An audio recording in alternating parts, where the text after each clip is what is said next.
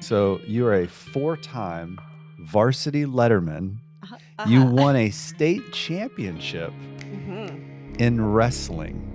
Yeah, I didn't wrestle. I was the statistician for the team. The statistician. Okay. Yeah, but they didn't have like a statistician letter, so they gave me like a full varsity letter. Is being a wrestling. statistician basically being a nerd? Well, you know I'm a nerd. Did I marry a nerd? Absolutely. Oh my gosh.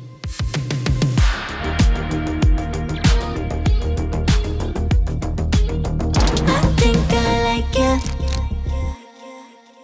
you. Okay, welcome back, Jenny. Welcome back. Yes, yeah. And today I am very excited for today's episode. Okay. Yeah. You had a chance to interview me, and now I have a chance to interview you. Yes, it's truly the unlocked version of the Hamilton's Unlocked, right? Yes. We're getting unlocked, more unlocked at this point. Right. Yeah. So how do you feel about talking about yourself? Well, I don't really know what you're going to say, so let's just start there. Okay. All right. Well, you should be nervous. Okay. I usually am. Okay, so we're going to start here with you. This is very interesting to me. Okay. So you are a 4-time varsity letterman. Uh-huh. You won a state championship Mm-hmm. in wrestling, and Yeah. yet you never wore a singlet and you never took the mat. How the heck did that happen? Isn't that interesting about me? That is. I was so confused when I first heard that. Yeah, that's like one of my dad's favorite facts to share as well. I think that's the first thing he told me, other than you were very unathletic.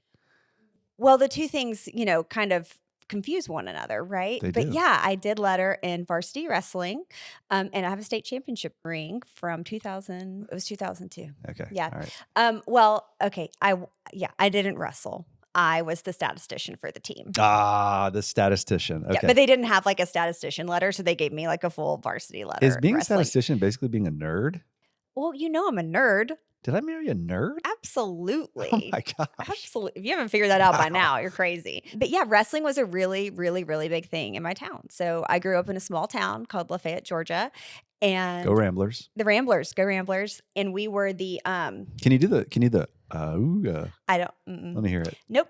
And there was one high school pretty much in like the whole county. So a really small, tight community. And my dad always loved wrestling. He wrestled when he grew up here in Atlanta. And he got my brother into wrestling at a really, really young age, and like 4 or 5. And it was kind of the first youth wrestling program to come through our town. And there were brothers, the Dindy brothers, who were super into wrestling, and they were close with my dad and my brother. And they brought this group of boys up through the years wrestling. Wow. And our town wasn't really known to be like the best in athletics. Like our football team never did a whole lot. You guys were corn-fed farmers. Well, yeah. I mean, we're a small school, Right. so it's hard to compete, within the state. But for whatever reason, just magic happened with this wrestling program. And my dad was one of the lay coaches. He was super into it. And of course, we followed my brother around. I wasn't, doing any sports. So we followed my brother around in gyms all winter because he would wrestle. And I just have a funny picture of you like toting around your little stat book, going to all these wrestling matches. My dad made me a special stat Yeah. book. Yeah. And I'm sure you took your job very seriously. obviously. Yeah. And so, but I grew up as well learning the sport and understanding it. And I had to be like the dummy sometimes because it was like, Will had to practice moves on me.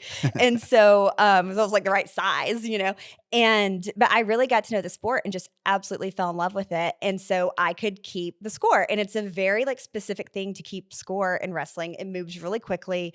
The way it's scored is pretty technical, and that's just right up my alley. And so I kept the books all through middle school and then high school, and actually was asked in high school. I got to be the statistician for the state championship tournament in Georgia.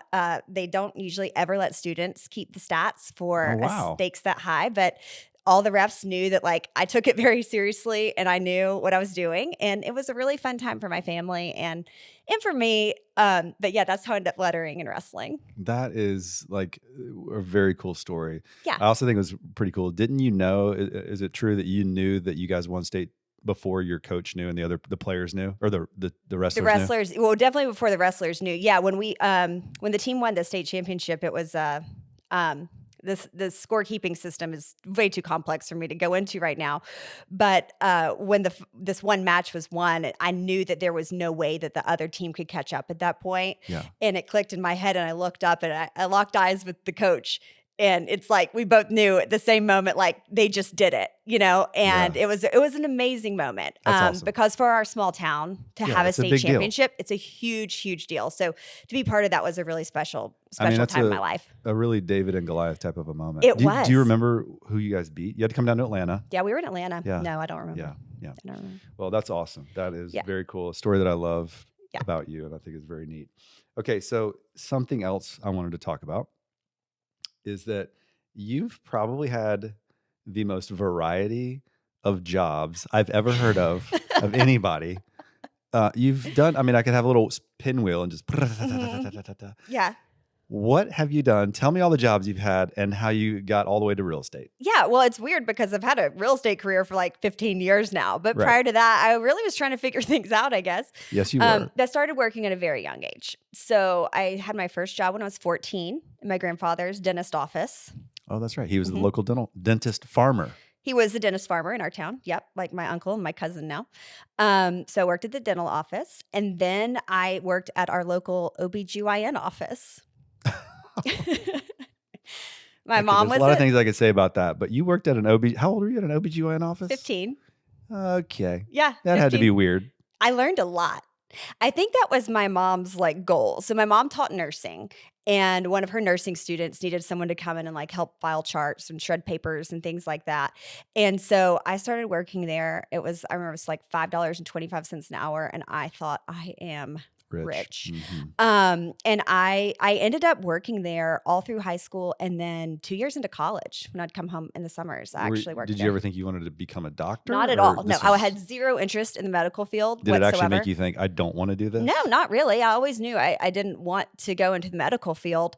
I just really liked the people I work with, and it was very eye-opening. Like a lady's water broke on my feet one time. Oh. Yeah, mom was like, "Don't bring those shoes home." I was going to say, please tell me you threw those away Yeah, immediately. but it was a learning experience, and I think sometimes the doctors would be like, "Jennie, come look at this," just to scare me, and it scare me straight type of a situation. Yeah. But yeah, the people there were imagine. great too, and yeah, I worked in so I know way more than I should about like women's Female cycles. Yeah, Anatomy and things. Mhm. Yeah. I do. Okay.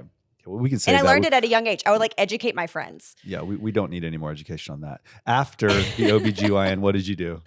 So after that, I was in college, and I worked at the Melting Pot. Chocolate fondue. Yep, worked at the Melting Pot. At the same time, I was a nanny, and I was a nanny for a Jewish family. And so I had to prepare kosher meals, which was very interesting coming from this like born and raised Southern Baptist, no idea what I was doing. You So need to bring some of those kosher meals into I our know, house. I learned a lot there. That's cool. Yeah, I just prepped it, but it was a really cool education for me because I hadn't really been exposed to that culture. And then I worked at a radio station, got an internship at a radio station, Star 94, and that was really fun. Yeah. I got to go. That's where I first started going to concerts. I've been to hundreds of concerts since, and love music. And that was me trying to get into the industry that I really wanted to be Right. in. You wanted to to be a Broadcast journalist. Yeah. That's right. And so hence the reason why, I'm like really digging our podcast. But yeah, so then I worked at the radio station as an intern, and then I started working at a marketing firm called Allied Integrated Marketing. Met some of my closest friends there. That was a really great experience at becoming a young adult, having a job. But we did PR for movie industry. So Disney, Columbia Pictures. And that was extremely, eye-opening. I'm like 23 years old following Will Smith around, scheduling their dinners. How many movies do you think you saw? Like, Well, we went to what was called movie screenings. And so 2 to 3 times a week, we would go to screenings at night and you monitor the screenings. But I think what would be really funny is sometimes you'd have to watch the same movie over and over and over again because you had to go to the same screening. And so, I might have seen like Karate Kid like 7 times. yeah, not Like, the original one. No. Mhm, Mm-mm. mhm. What's interesting about you is funny is like you have this growing up where you never watched movies. You weren't exposed to any kind of really television at all. I 'cause watched Grease. Yeah, That was the only one. yeah, that was the only one. So you have this like, I never watched movies, and I never watched movies, Mhm. and then all of a sudden, from 2000 and whenever for Yeah. several years you watched every movie 8 possible. to 11. Yeah. Yeah, I saw pretty much every movie that came out, and then I don't really watch movies now. Yeah, It's not no, my you don't. thing. No, People are no. like, "You should watch this movie." I'm like, "I'll put it on my list," and I don't. Yeah. There's no list. Okay, so What else you radio, got? after radio. Oh yeah, Yeah. radio, and then Allied, and then I worked at AOL. Who knew? Yeah.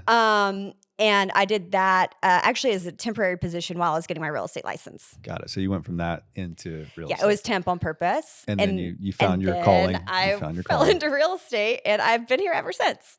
Well, with that kind of a job resume, there's got to be more. Like, what's the next thing you want to do?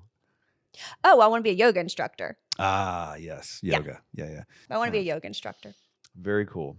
All right. So let's see. This one may be a little bit more near and dear to your heart. So Okay. I thought this one was very interesting too, and something that I know that you have a heart for as well. But talk to us a little bit about your own journey of having kids. My IVF journey. Yeah. Yeah. So I had my daughter Kate, and had no trouble with that. And then it was time. We wanted another child. And I had waited the exact perfect amount of time to have them spaced apart, just as I had We wanted. know you planned it perfectly. I did. I planned Kate. I planned her. She was born as a girl, just like I wanted. And it was time to do that again. And it didn't. My plans weren't God's plans anymore. And I experienced multiple miscarriages on the journey to get pregnant, and then through some testing, we realized that in order to have a healthy baby for sure and not play, any more time just trying to figure it out on our own, that we would need to do IVF. And I really didn't know anything about that process. I very much took for granted how easy it was for me to get pregnant with Kate, and how she was a healthy baby the whole way through, easy pregnancy. Right. And it really gave me a heart for other women who have to go through that journey, because I had no idea what all involved. And it's very involved. Yeah, Very I involved. didn't know what all was Yeah. involved, because that wasn't my journey with my children. Right. But having obviously been in a relationship with you and knowing now your story, it's one that I'm thankful to know. Yeah. And I And think a lot of people deal with. yeah. And so with Nash, with my son, we weren't sure. We knew we kind of had one crack at it, like financially and emotionally. Right.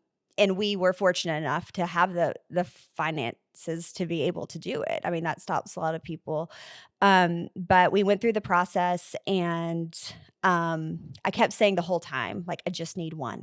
Like, I wanted one more baby, Yeah. one child. I didn't expect to marry a man with 4 children later. But at the time, like, we just needed one. And that was kind of my mantra. And it's funny because that's what I got.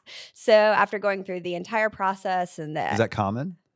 no, normally you get a lot. You have a lot actually. more. That's what I thought. Okay, yeah. Yeah. If it's done right. I Right. mean, again, everybody's journey is different. Sure. But it's kind There's of not a weird to have one-size just fits one. all. Like, that's pretty weird.